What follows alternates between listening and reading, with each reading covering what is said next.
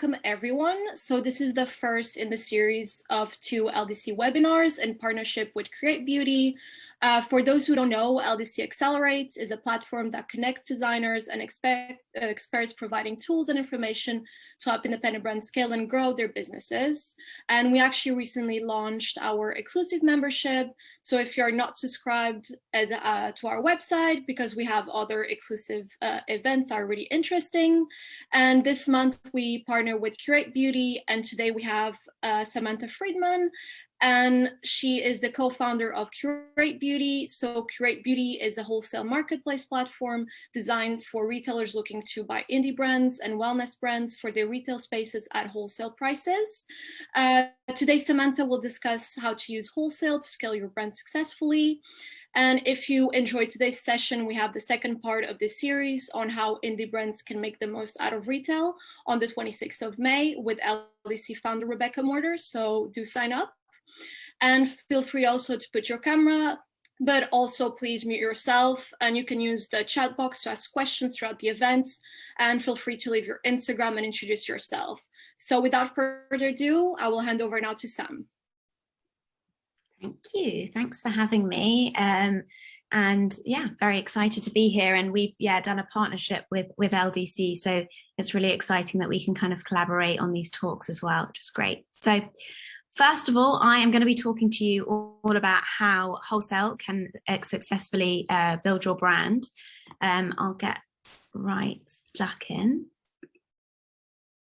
to give you a little bit of an introduction on myself. So for those that don't know me, I am one of the co-founders here at Curate Beauty. Before starting this very exciting venture, I was a beauty journalist. So I used to write for some of the titles that you can see here.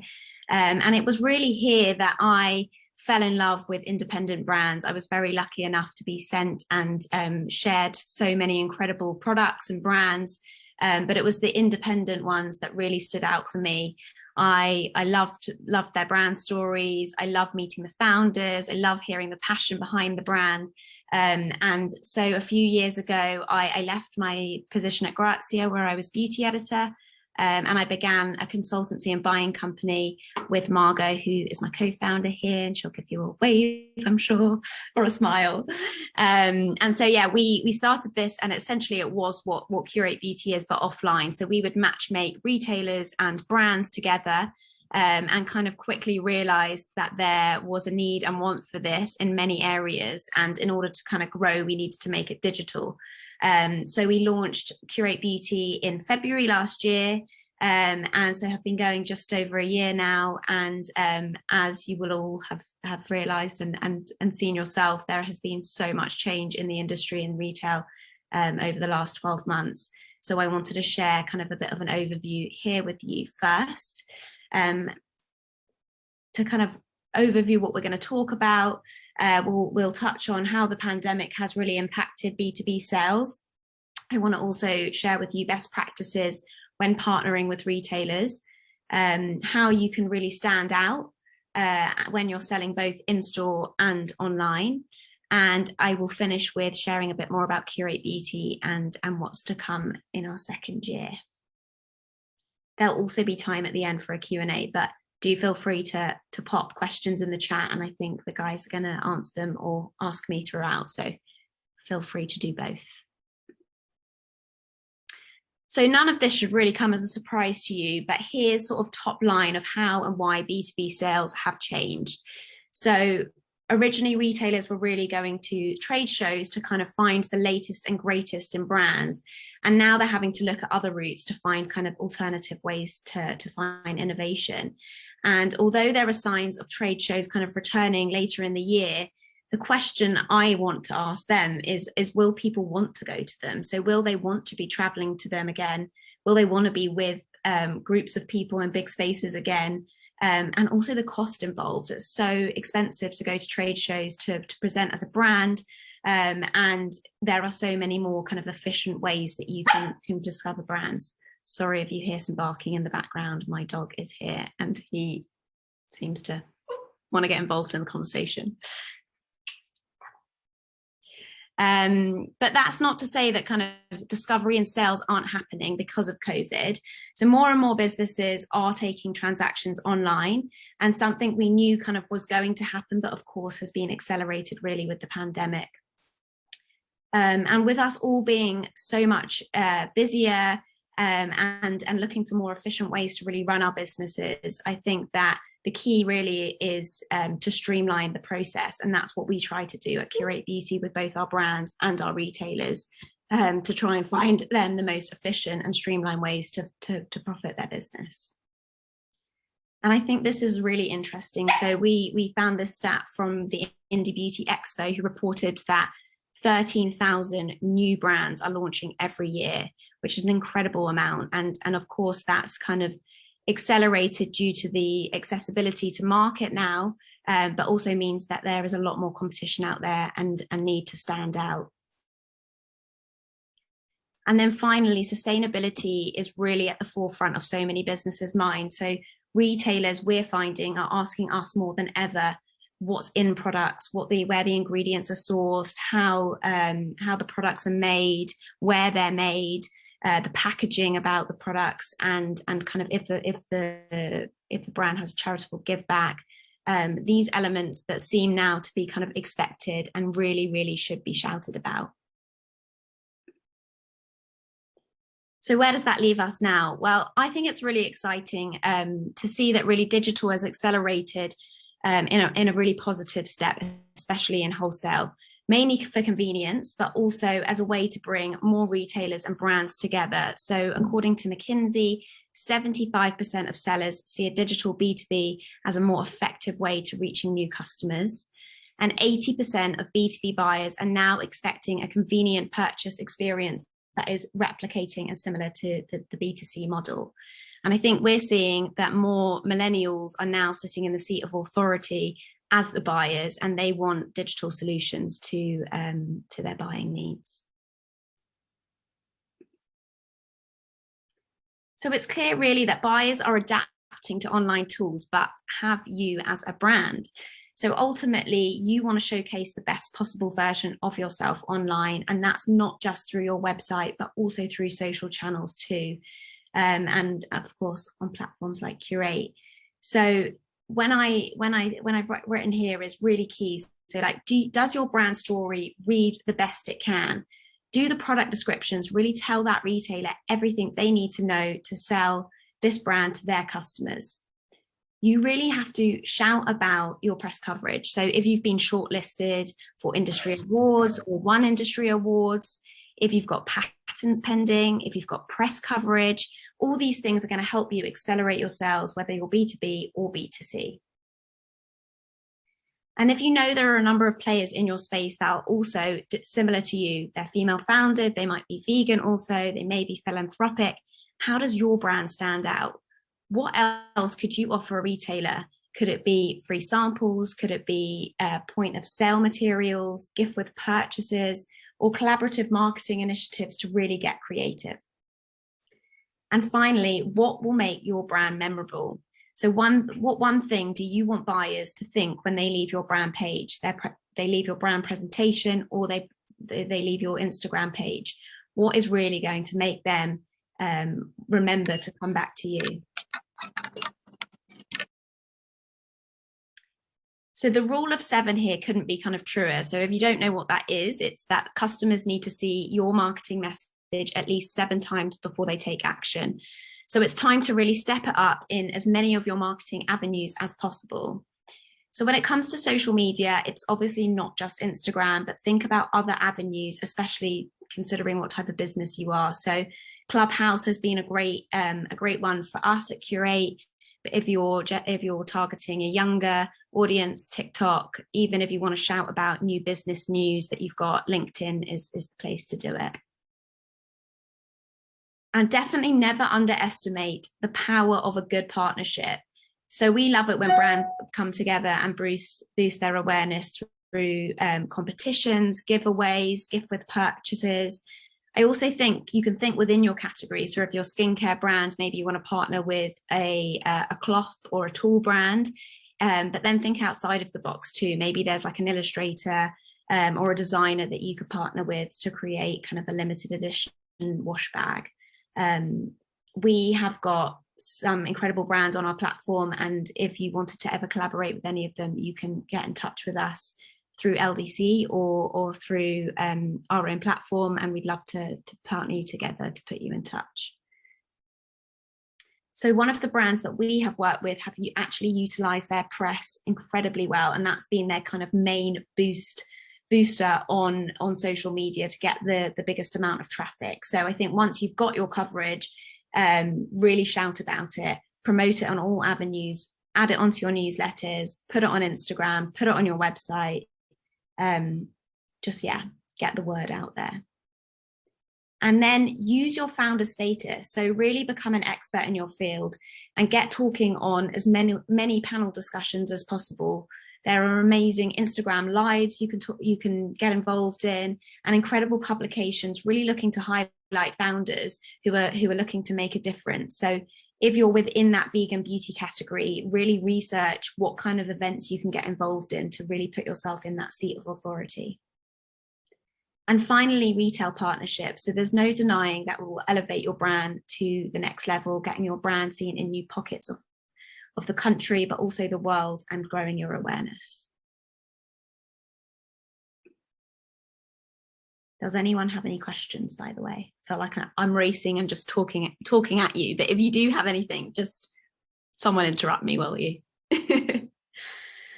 Okay, so what are sort of some of the best practices when working with some of your wholesale partners? Well, I always think that the first and foremost, you need to supply them with everything. So here I mean kind of great images, great product descriptions, video content if you've got it, before and after, testimonials, but be organized. I think when sending it over, put together maybe a Dropbox, make everything really easy and accessible, and update it regularly, and you can alert them when you've updated it. But I think putting it together in a format that's not overwhelming and bombarding them with a million emails is key. If you joined our last Curate Collective talk, we had it with Wiz, who previously was the beauty buyer at Selfridges, and she talked a lot about the approach when speaking to retailers. So sell them the story, don't just sell them the brand, because what they'll be thinking of is how can we bring this into store, shout about it online, and how can almost like do their jobs for them.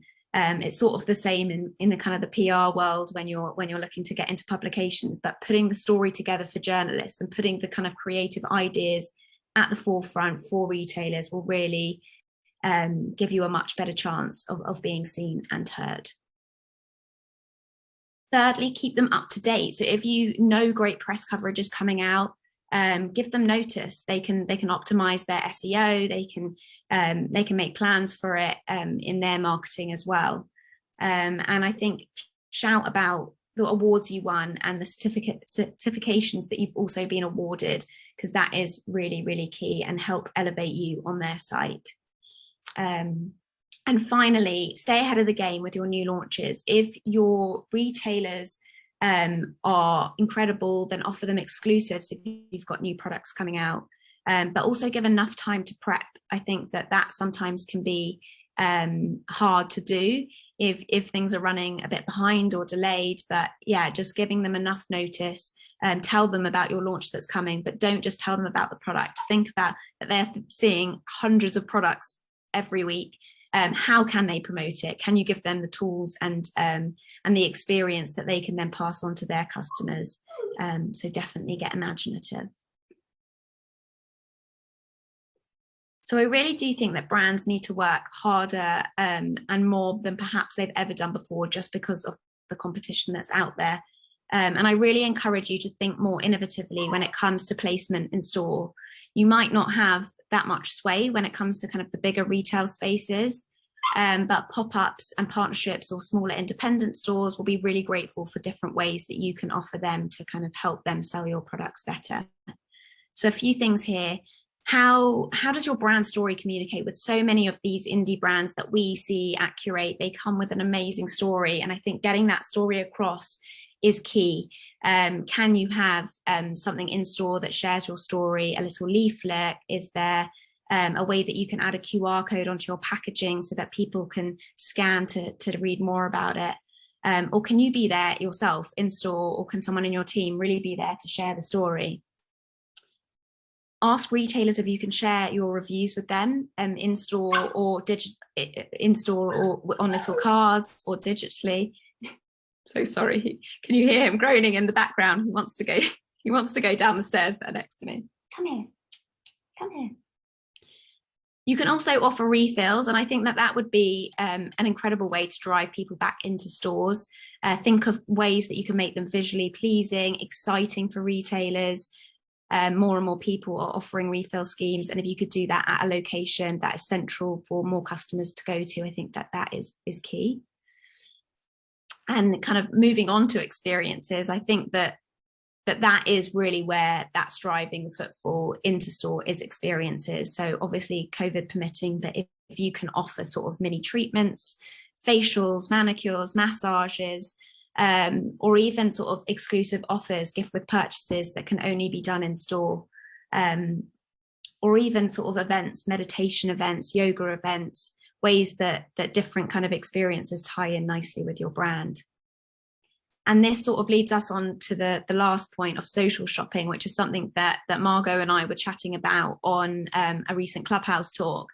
And I think that this is really interesting, because as we do more experiences, we kind of want to do it with other people. So you want to go shopping with your friend to be able to go and, I don't know, pick up a glass of champagne at a store opening, or to see a new brand, you want to go with a friend. So really, can you capitalize on that and make it a 2-for-1 sort of experience, so that more people are coming into store to experience? Sorry. And then moving on to digitally. So the only way really we've been shopping over the last year or so, but the best way really to improve this is, of course, to have great content and imagery. I'm really sorry, I'm pausing for 1 second. I'm just going to move him into another room because I think he's going to not stop. 1 sec. Meanwhile, if you have questions, do use our chat box, and also feel free to put your Instagram and introduce yourself.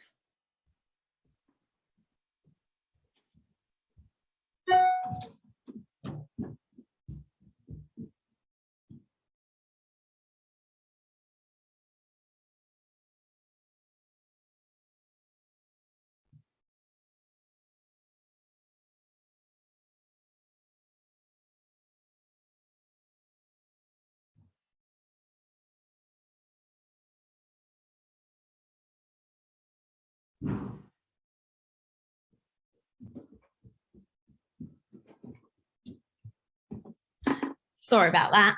All the joys of working from home. Also, he never barks, and now obviously he wants to bark in this 1 hour session, doesn't he? Oh. So where was I? Yeah, so back to kind of the best ways to sell digitally. I think imagery and content is so key. And if you don't have the kind of money to spend on expensive photographers, there are some amazing apps out there. 1 sec. Oh, I ran a lot faster than I should have then. So a few of my kind of personal favorites I can kind of think of off the top of my head are Pixel is a great app which kind of helps you cut out your imagery. So even if you're kind of holding it like this, you can cut it out and put it on a white background. Color Story is a great editing tool. And there's also another one called Film with a double M. I can put these in the chat later if anyone wants to have a look. And if anyone else has got any other great ones, please share them. I'd love to know as well. Reviews are a huge and very powerful tool. So this is something that we're actually implementing soon onto Curate. So definitely, if you can, utilize these as much as possible, almost like doing that homework for the customer for them. Sampling has also been a great way to get news out there for like new products, and especially if your products have got a sensorial feel to them, or see instant results, or the packaging is kind of amazing and eye-catching. I think being able to sample is really exciting. And if you have before and afters, use them. I think showcasing the products not only from the outside, but also the inside. If it's a skincare item, what does it look like in the jar? What does the actual serum look like? Kind of bring to life the textures, the smells as much as you can. I recently had a presentation from a foundation brand, and they had a really clever tool just on their website where you could slide across kind of before and after of what the skin looked like on the model before the product and after. And it was so simple, and just kind of made it so exciting to see what it looked like. They're also a unisex brand, so they had products showcasing the products on men and women, and I just think that was genius. It said it to me straight away. It's one of those things that perhaps you might overlook, but I thought that was quite key. And then I recently was introduced to a really cool software called Hero, which some of you might have heard of, and they bring to life basically online experiences with one-to-one virtual shopping. So if you have time to check it out, have a look, because it's definitely one to watch. So a little bit about Curate Beauty. So we launched just over a year ago, as I said. We now have registered over 200 brands and have over 500 retailers working with us. And the retailers are sort of across multiple different categories. So we work with beauty websites, fashion boutiques, subscription boxes, salons, spas. We're also working with sort of fitness studios as well to do their amenities in their changing rooms. And I think what's exciting now about retail is it's really evolving, and having this 360-degree brand experience is now so important. And we really feel that kind of the addition with beauty, grooming, lifestyle products, it really does bring the right environment into a whole new life. And while we've seen kind of other B2B marketplaces pop up, there haven't really been any front runners in the beauty space. And I think beauty requires an element of expertise. And so hopefully that's something that we bring to our customers.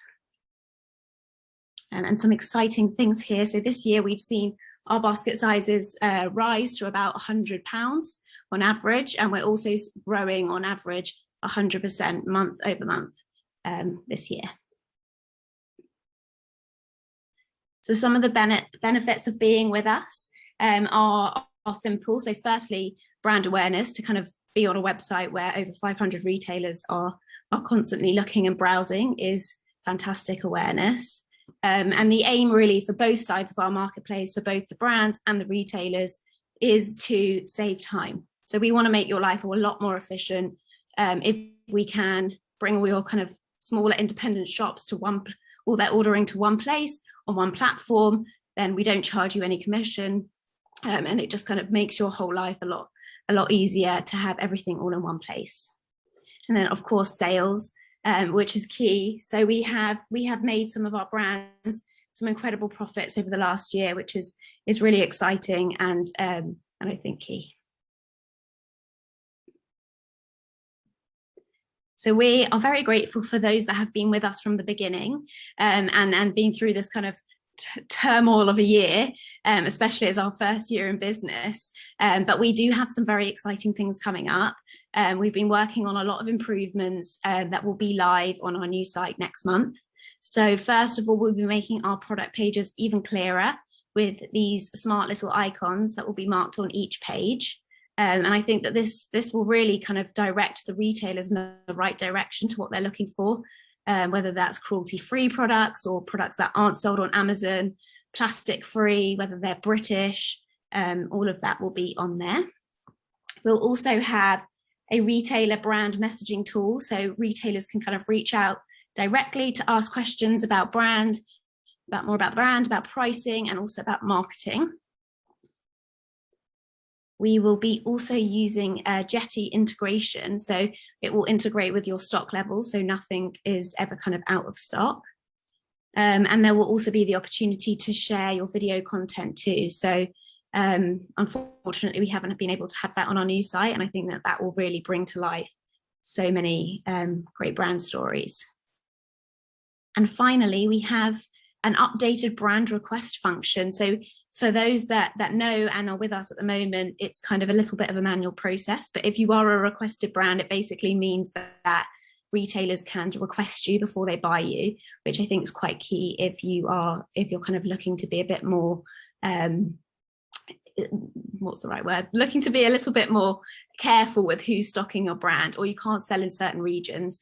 So this has been a really great functionality for us, and it has been updated, so it is so much easier now. And then finally, in July, we'll be adding new packages that will also help you. So we'll be able to create more content for you and the retailers that you're partnering with. Kind of, as I've sort of mentioned throughout, content is really key, and having great images is something that is so important, I think, and that retailers really look for. So that will help not just your kind of direct consumer sales, but also business to business. And we're currently amalgamating and analysing all of our sales data and be sharing it in a report. So that will definitely help with sort of new product development, future planning, and sort of how you can get the most out of your page on our site. We have seen an impressive 150% increase in order sizes when we have direct communication with our customers. So we'll be launching a matchmaking kind of algorithm so that retailers can find the brands that they're looking for faster. And we'll also be promoting more of our one-to-ones where you can meet with a beauty expert and they can support you with the right recommendations. And then finally, we will be launching our own virtual trade show in September. So the chance to kind of learn more about trends and insights, but also for brands to pitch their brand to retailers themselves and have a chance to have one-to-ones. And that's it. So yeah, if anyone does have any questions, sorry, I can't look at the chat, so I can't see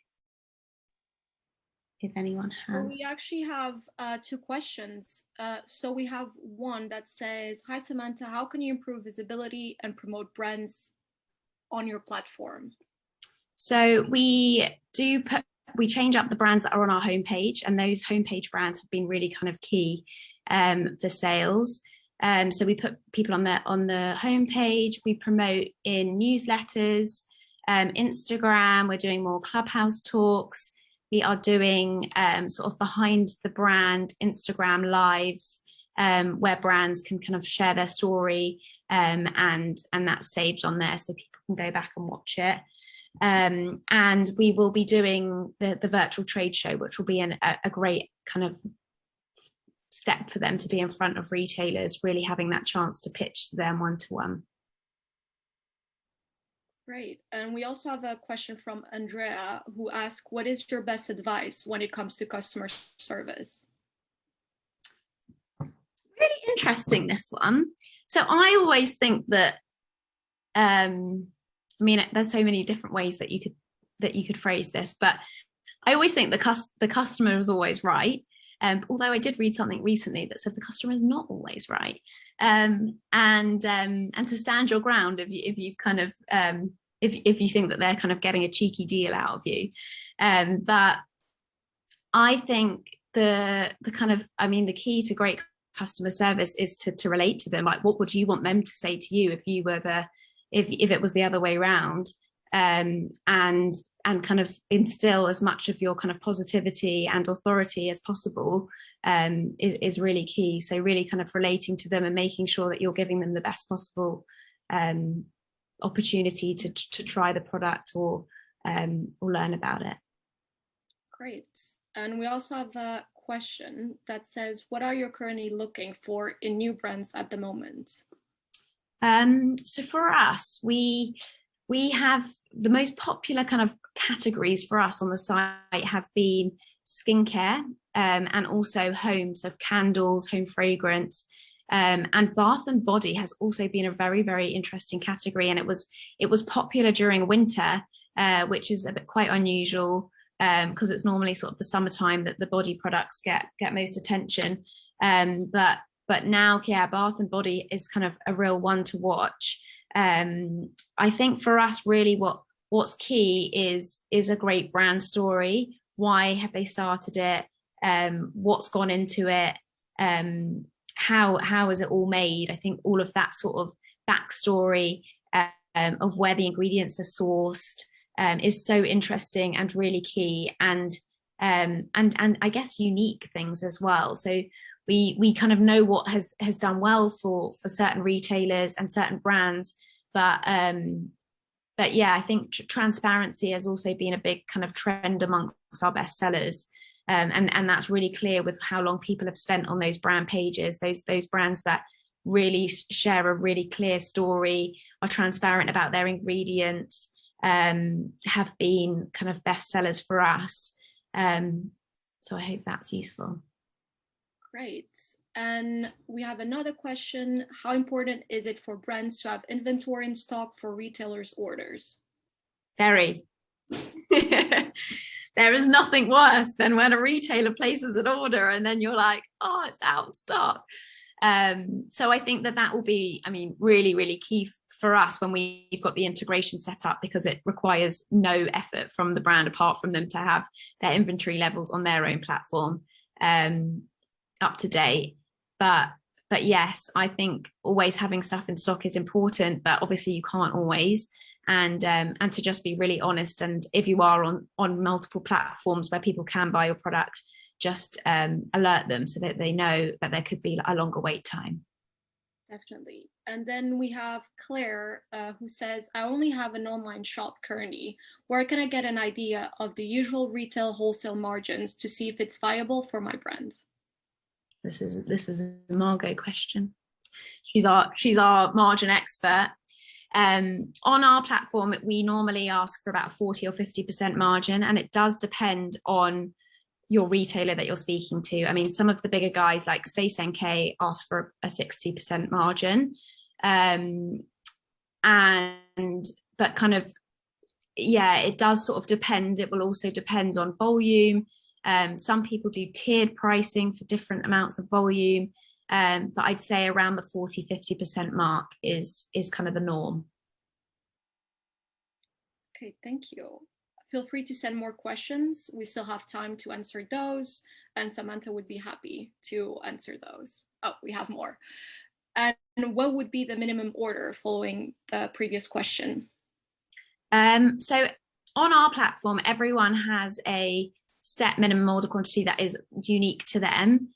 The best, actually, kind of the most bought products have had a minimum order quantity of about £250-300.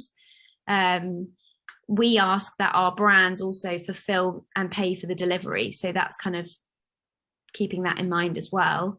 But yeah, that's sort of been the hot spot of where brands have got the most orders. Okay, then we have Jennifer asking, how do you find new retailers? Are you always looking for new retailers, not only in UK, but overseas too? And are you keeping the prices the same for outside UK retailers? And are you partnering up with some of the big retailers? Yeah, so what was the first part of that question? Yes, so how do you find new retailers? So we do a lot of personal outreach, as that's been kind of the best for us. So we have a team of people that are constantly always looking out for new retailers or existing retailers that are brick and mortar and both online. And yes, we do partner with bigger ones as well. So we did a partnership with Fraser's, the new House of Fraser, for their opening in Wolverhampton last month. And we're in talks with some great new big, well, not new, but old school retailers that are really kind of transforming the beauty space. And they are kind of working a bit more with us offline. And then the site has been more useful, I think, for the smaller independents that are looking to just browse and buy straight away. But we're constantly adding new retailers to the site. So we're just under 500 at the moment. And yeah, we've also got kind of digital marketing campaigns out there to kind of find some new ones as well. So hopefully we've seen some great results from that, which is great. Great. And do retailers on your platform place advance orders to be produced once ordered? Say that again, sorry. So do retailers on your platform place advance orders to be produced once ordered? So do you mean by that, do they place the order and then you make the products? Yes, I think that's what the person meant. Yes. Okay. Normally, the products are made, so they're kind of ready to go. We do have like a delivery time frame on the platform, so every brand has their own delivery time frame. Obviously, the faster you can deliver, the better, because people always want it yesterday. But if you're making to order, it's still possible. We have a small batch beauty kind of collection on our site, so you can make to order, but it is preferable that you have some stock ready to go. Okay, great, thank you. And are you expecting gift sets in the run-up to Christmas? Yes, actually, gift sets all year round. So it's really interesting because retailers have kind of really expressed their interest for gift sets, even not during gifting season. I think that birthdays or anniversaries or anything that's kind of happening, so gift sets are always popular all year round, I'd say. Yes, definitely. It's always exciting to have one. Yeah, and a nice way, I think, to try new brands as well. If you don't want to spend so much on a new product, but maybe there's a gift set with a few new pieces in there that you wouldn't get to try, then I think that makes it a bit more exciting. Definitely. And we have another question. So it's, do you have retailers outside the UK ordering, and are the prices the same, or do you add duty to the prices? Sorry, I forgot to answer that in the last question. So mainly our retailers are UK based, just because that's where we've been concentrating. We do have a selection actually in Europe, in the US, South Africa. We've got a very lovely spa in the Maldives that we keep saying that we must go to before we send them any more products. That's just not fair. And yeah, so we do have retailers outside the UK. The duty and the customs charges do go to the retailer. The prices remain the same, so they buy them in pounds on our website. We will be expanding into different regions in the next sort of year or so, and we will be able to kind of market the products to different regions. So if we are selling in the US, we will be able to kind of have more US brands on there. But it's a great platform to be able to expand into different regions. I mean, we've just partnered with a retailer in Abu Dhabi. We've got one in Hong Kong. So yeah, very exciting to reach new retailers in different regions on our site. Definitely. And we have another coming. What are some of the examples of retailers that might browse your site? There's a real mix. So there's a lovely shop called Walter and May. They're a brick and mortar shop and also have a great online presence. They're kind of more of a concept conscious shop, lifestyle store. We work with a fitness studio called Robots that are based in London. They've got a studio in Fitzrovia. It's a bit like Barry's Boot Camp, but you row instead of run. And they've got a new studio coming out soon. So we've done all of the amenities in the bathrooms for them. Fraser's, who I mentioned, is the bigger one. We work with a lovely subscription box called the Indie Box, which just supports independent beauty brands. Is that enough of a selection? I can't go through all 500, otherwise we may never get out of here. Do feel free to ask more questions. We have another one from Allison. What are some of the examples? Oh, she actually just said that's fine, thank you. So in terms of brands that you were mentioning that appeal to you, how exactly do you build this story behind a brand? Because I think it would be interesting for attendees to just know exactly what people look for when looking for a brand to partner with. I think knowing how the brand was made or why it started, what made it evolve, is key, because like you don't just start a brand out of nowhere. There's often like a concern that hasn't been met, or a product that they've not been able to find as a founder themselves out there, which is why they've created it themselves. And that whole process, I think, is so key. And the branding and marketing behind it is just building up that story. So really trying to make yourself relatable to the audience, as to why you've started your brand, and put yourself at the forefront as a founder. I think that's the key, that independent brands have got that kind of step above these bigger legacy brands that are kind of struggling to put a personality behind who they are. Put your personality behind it. It's something we talk about a lot, is how often do we get in front of the camera on Instagram and really sell ourselves, and really you have to, like, it's kind of what people buy into now. People aren't just buying into your product, they want to know who made it and why they made it, and everything that's gone into it, how you put your packages together and what they look like. So all of those elements, I think, make a really strong story, and just thinking of a clever way that can kind of really appeal to the audience. That's what I think is key anyway. Great. And do you think it's going to be easier or harder now to sell with the world's reopening, the post-pandemic retail? I think there's more places open, so I think that the opportunities are higher. Look, everything's been online, and it's not stopped beauty sales, which is amazing. It's been one category that really bounces back, especially, I mean, in a pandemic, people always want a lipstick to make themselves feel better, or a bath oil. And I just think that won't change. Yes, we might be going out to go and get our nails done more rather than painting them at home, but you still want to have that self kind of space for yourself at the end of the day, and have some pampering time. And I think people, whether they're just buying a nice body oil, body wash, or they use a kind of 10-step skincare regime, people still want great beauty products. And I just think that it will be popping up in different places. Like I kind of said in the talk, that it's not just your traditional kind of beauty websites, like going to more lifestyle stores to buy things for your home, as well as your beauty cabinet is exciting. And I think the space and where beauty is really moving in retail. Mm-hmm. And Steph asked, are you currently looking for new brands? Yes. So we always are adding new brands. And yeah, we're as long as kind of we think that they would be right for our retailers.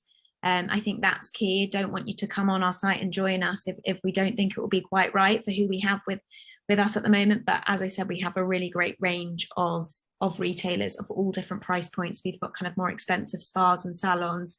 And then we have got kind of the subscription boxes that are looking for slightly lower price point products too. And which products are the best sellers, skincare or makeup? Skincare. We have, it's a bit biased because we do have much more skincare on the platform than makeup. But skincare by far has been our best seller.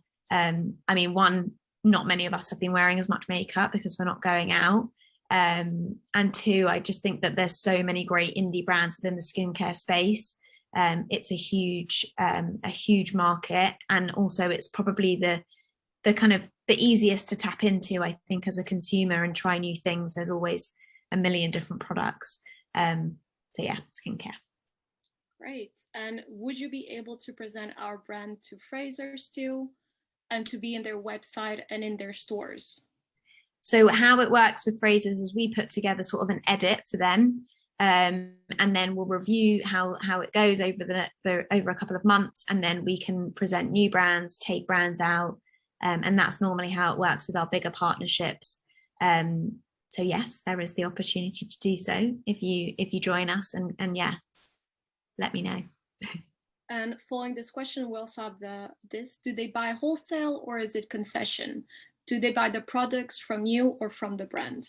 So they buy the products. It's not concession, and it's works on kind of like a 30-day payment term. So they place an order, you deliver, and then they pay within 30 days. And how everything works on our site is normally, I mean, we work to their sort of terms because of how big they are in comparison to us.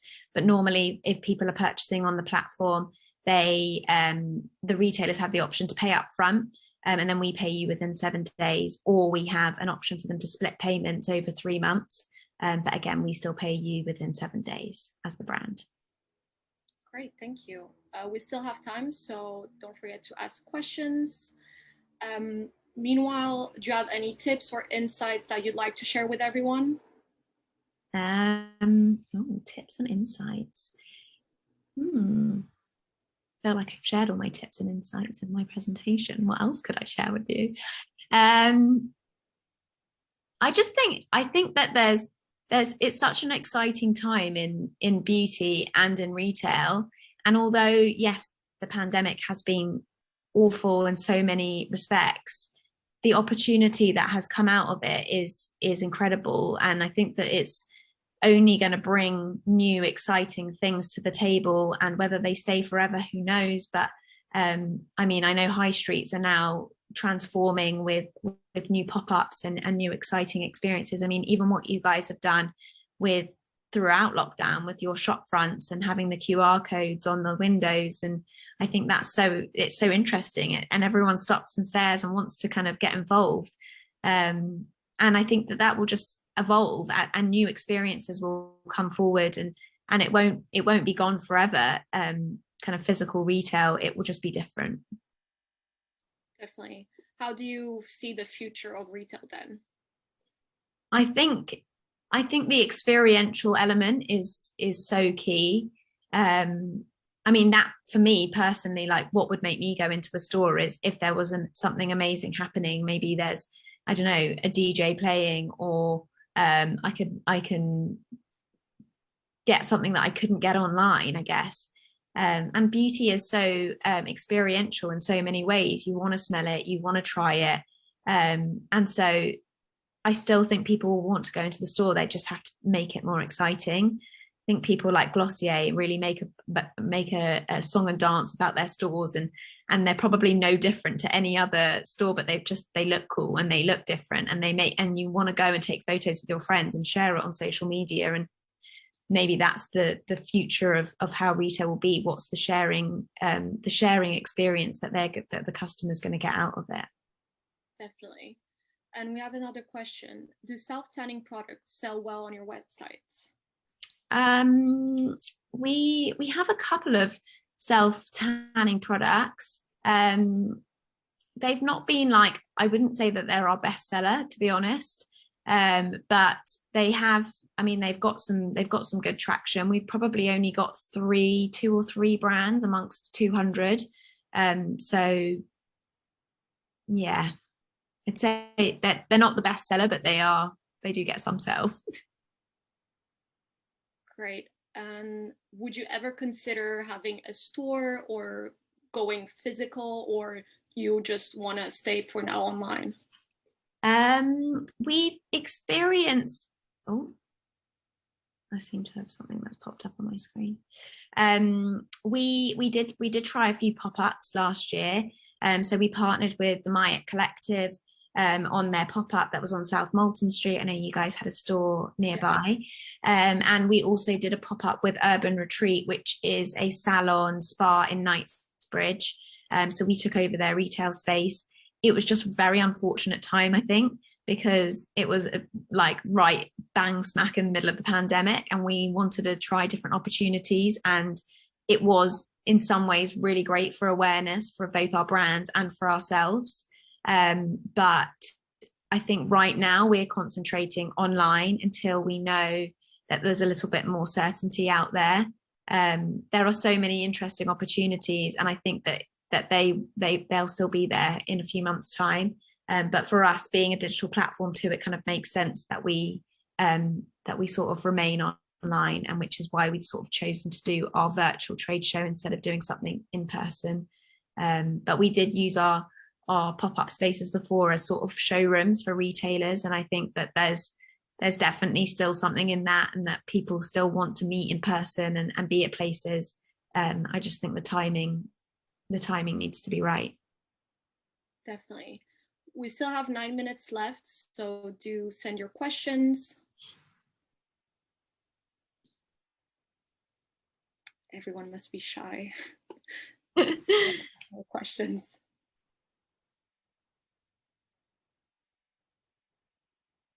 Oh, yes. So in relation to the self-tanning question, do self-tanning products sell well on your website? It would be great for you to have stores and retail the brands, or you could have a space within the new department stores coming through.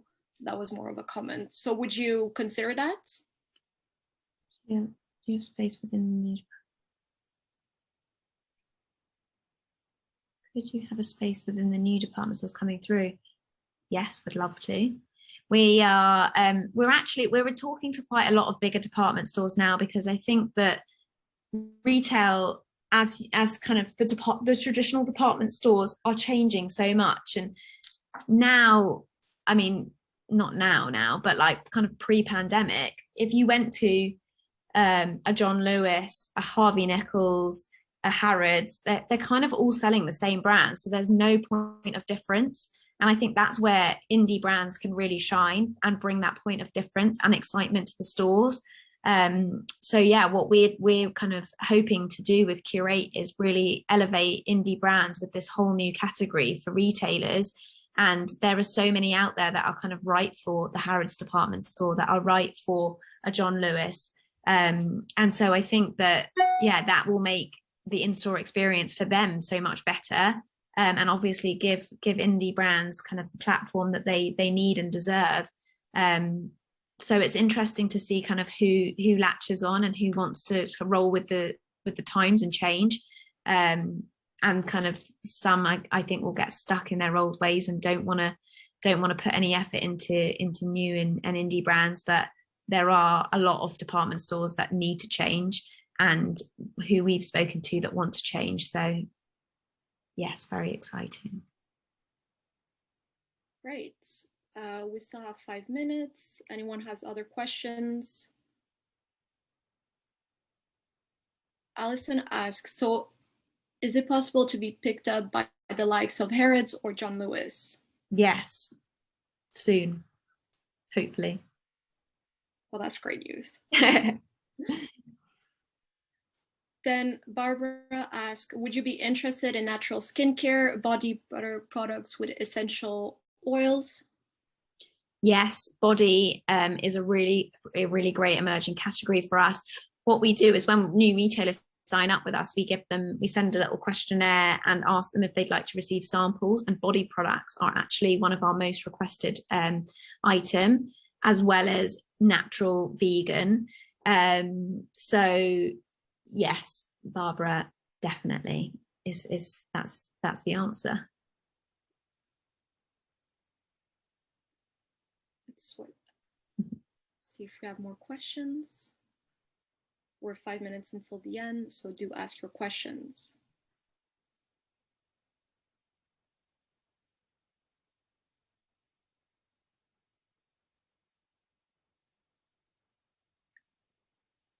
Well, if we don't have any more questions, I think we can end this webinar. Thank you so much for taking part of our series. It was a really great discussion.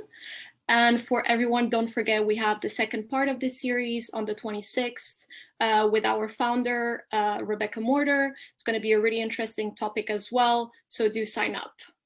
Amazing. Thanks for having me. I hope it was useful. It was definitely very useful. Thank you so much. Thank you.